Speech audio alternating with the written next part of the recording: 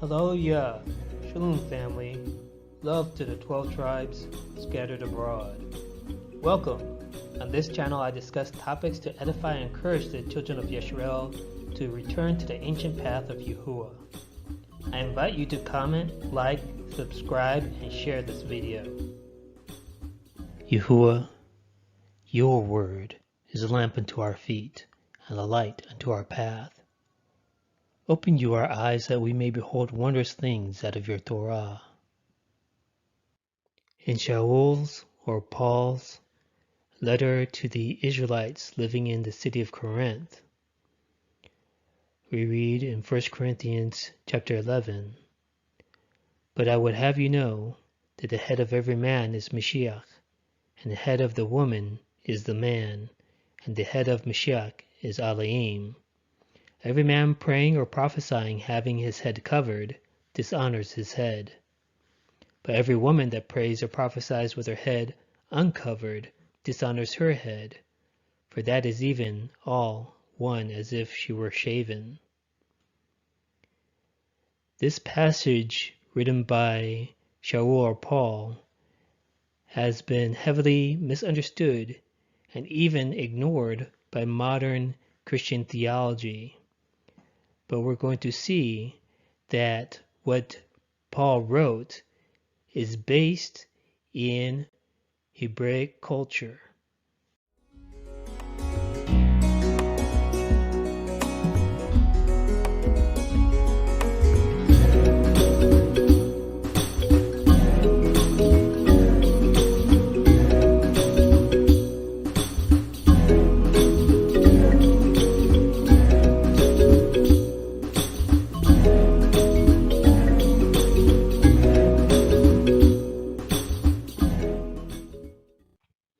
Verse 7, "For a man indeed ought not to cover his head, for as much as he is the image and esteem of Elohim, but the woman is the esteem of the man. For the man is not of the woman, but the woman of the man. Neither was the man created for the woman, but the woman for the man." So we see that one of the purposes of the veil is to hide the woman's beauty, because the woman's beauty is reserved for her husband. For a man indeed ought not to cover or veil his head. And going to Devarim or Deuteronomy chapter 22, "A woman shall not wear that which pertains unto a man, neither shall a man put on a woman's garment, for all that do so are an abomination unto Yahuwah your Elohim." So again, for a man to cover or veil his head is for a man to wear a woman's garment, because that is the distinction between an Israelite man's clothing and an Israelite woman's clothing. Verse 10, "For this cause ought the woman to have power on her head because of the messengers, or angels. Nevertheless, neither is the man without the woman, neither the woman without the man in Yahuwah. For as the woman is of the man, even so is the man also by the woman, but all things of Elohim." As for Yehudi women, there is clear evidence that in the first century they covered their heads not only for prayer, but whenever they were outside of their own home. It is said that some Yehudi women kept themselves covered at all times. In public, they not only covered their heads, but the lower part of their faces as well. For the women, this was a matter of morals and a religious duty, not merely a matter of style or convenience. So when we understand the culture of the first century Yahudim, we can then understand what Shaul or Paul was writing in his letter to the Israelites in Corinth. Verse 13, "Judging yourselves, is it comely that a woman pray unto Elohim uncovered? Does not even nature itself teach you that if a man have long hair, it is a shame unto him, but if a woman have long hair, it is an esteem to her? For her hair is given her for a covering. But if any man seem to be contentious, We have no such custom, neither the assemblies of Alaim. So the word there, comely, is from the Greek prepo. The word uncovered, again, is a katakoluptos, which means unveiled. And the word there for long hair is the Greek komao. So when we look at uncovered in verse 13 and we read verse 15, her hair is given her as a covering. These are two different words. So some people assume that Shaul Paul says that the hair is her covering, is her veil. No, that's a different word in the Greek. He's not saying that her hair is her veil. An Israelite woman ought to dress Hebraically according to Shaul and according to custom. That means that she should cover herself with a veil. The Greek komao, to let the hair grow, have long hair, to wear tresses of hair. And tresses actually means to plait or braid. So what Shaul or Paul was saying is that a man should not wear his hair in a manner that women wear their hair. Having long hair in itself was not something that was forbidden by the Torah, as we know that the Nazir or the Nazirite vow a person would not cut their hair and let it grow long. We can see this idea even in modern times.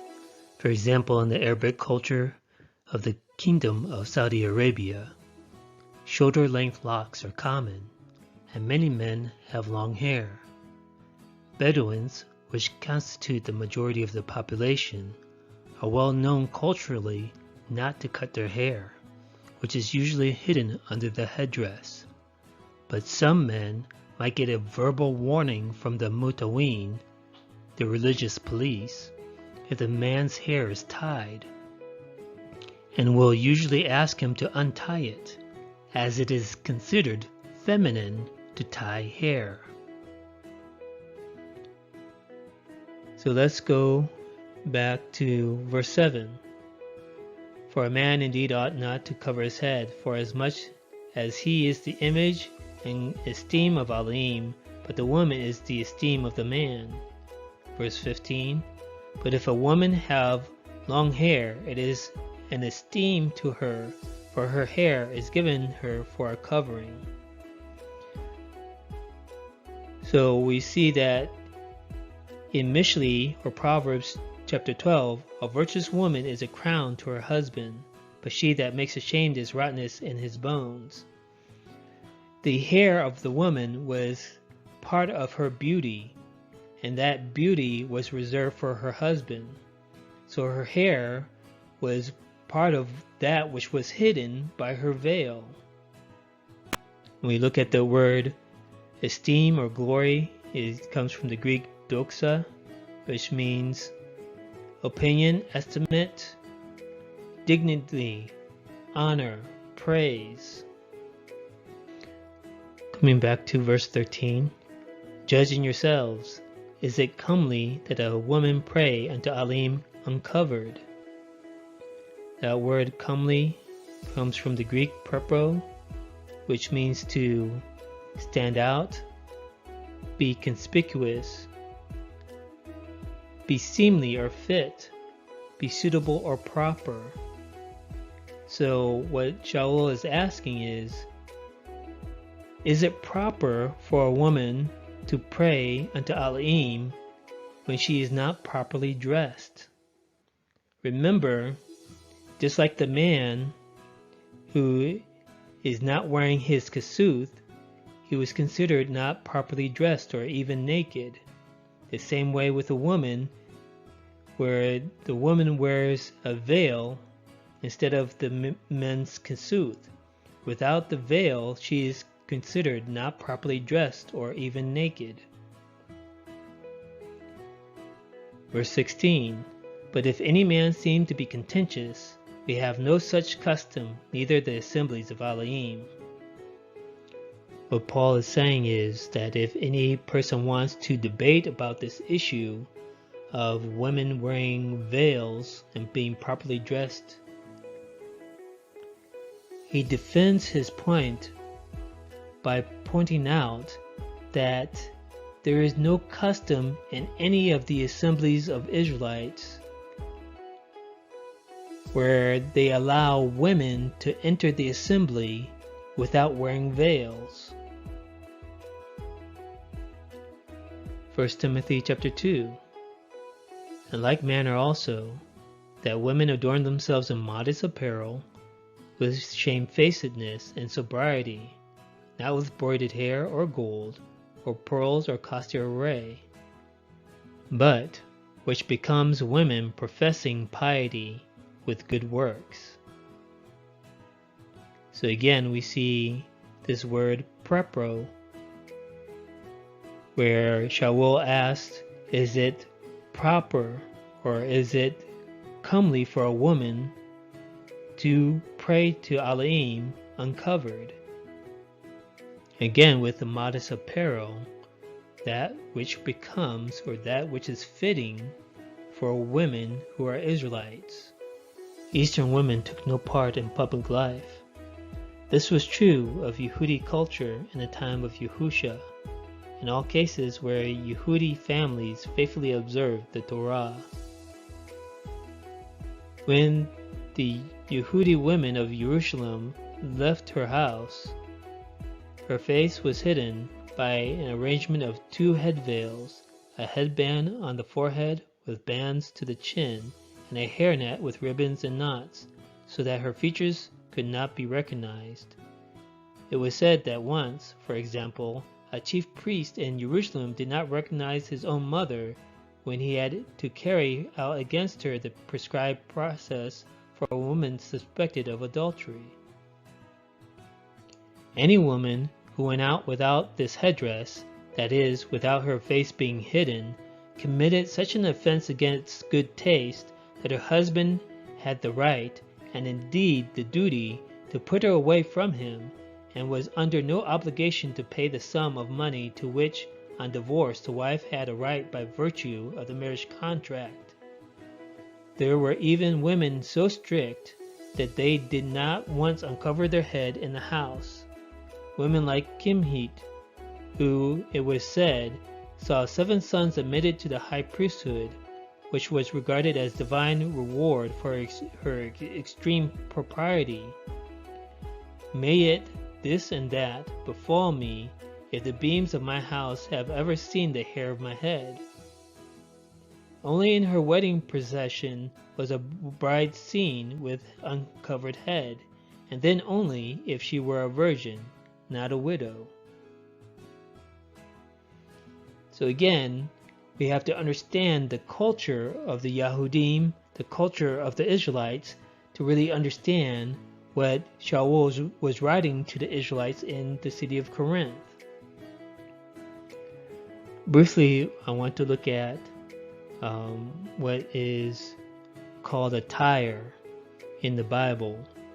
We see in 2 Kings with Jezebel and in the book of Judith that these women wore tires on their head. This is what we would call today as a head wrap or a turban. And in both of these cases, these women were widows. However, this is not what would be considered fully dressed in Hebraic culture as compared to wearing a veil. In this awakening, as we awaken as a people to our Israelite heritage, and many of us are seeking out our culture as Israelites, many of our sisters resort to wearing a tire or a head wrap when they come to assemblies or when they pray. However, this is not what Shaul was referring to when he talked about a woman should cover her head in his letter to the Israelites in Corinth. The Israelite woman typically would not be considered fully dressed, only wearing a head wrap. As you see in the picture on the right, if a woman were to wear a tire or a head wrap, she would wear it in combination with a veil.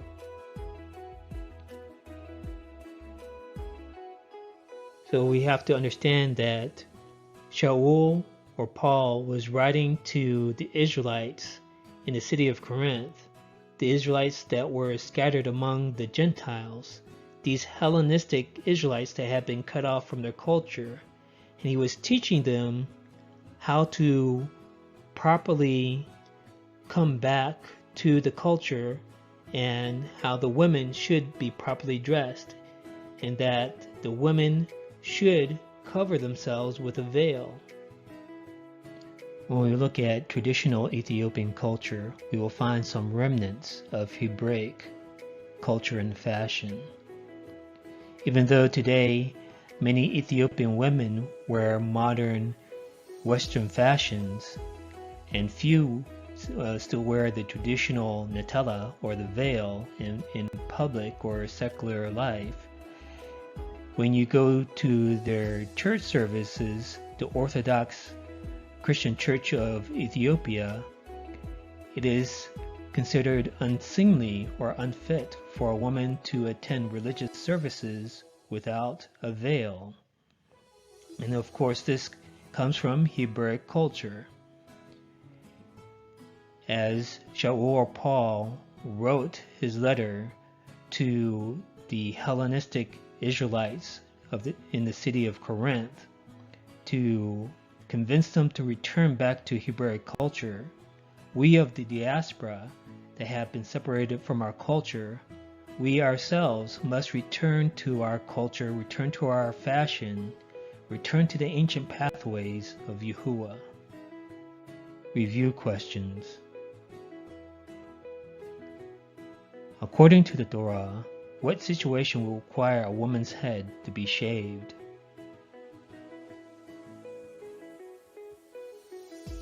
What is the meaning of covered or katakalupto?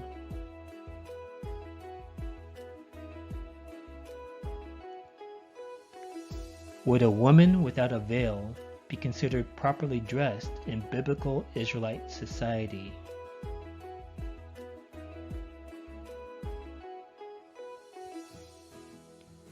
Would a typical Israelite woman be considered fully dressed when covering her head only with a head wrap or tire?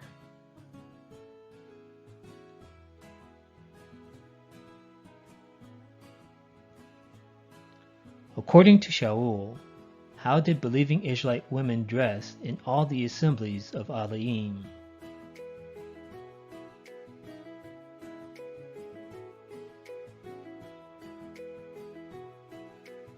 Why do you think Shaul thought it was important for Hellenistic Israelites to dress in Hebraic fashion?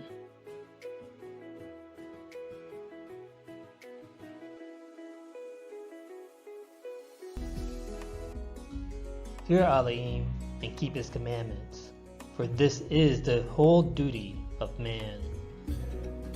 Bind up the testimony, seal the Torah among my disciples. Shalom, family. Thanks for watching.